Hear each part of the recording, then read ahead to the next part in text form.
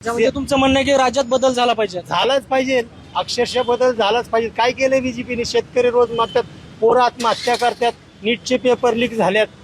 काय करणार? नोकऱ्या नाही, कुठेही नोकऱ्या दाखवा ना. काय आणतंय सरकार? महाराष्ट्रामध्ये काय आणून दाखव? कुठल्या कंपन्या आल्यात? आलेल्या कंपन्या गुजरातला जातात, त्यांचीच पोटं भरतात. गरिबांनी काय करायचं?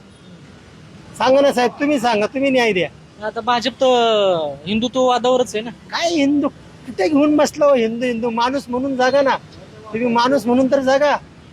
माणूस माणसाला साथ द्या ना. नुसतं हिंदू मुस्लिम मंदिराने घर चालतं काय? पुजारीची पोटं भरायला लागली. गरीब भिकारी दारात बसलाय पुजारी. हा मंदिराच्या बाहेर भिकारी बसतो. देव असतं तर भिकाऱ्याला बाहेर बसवलं असतं का?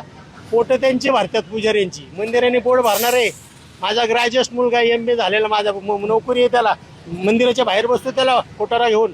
मोदी म्हणतो ओढ्या तळाव. याला जबाबदार कोण आहे?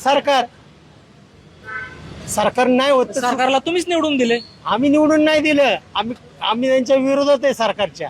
निवडून निवडून दिले तर पण त्यांनी सुधारावं ना. गाईच्या शुद्ध तुपापासून तयार केलेले बर्वाचे हेअर, बॉडी आणि स्किन केअर प्रॉडक्ट्स आहेत ना. Barwa skin therapy, safe, natural, glamorous.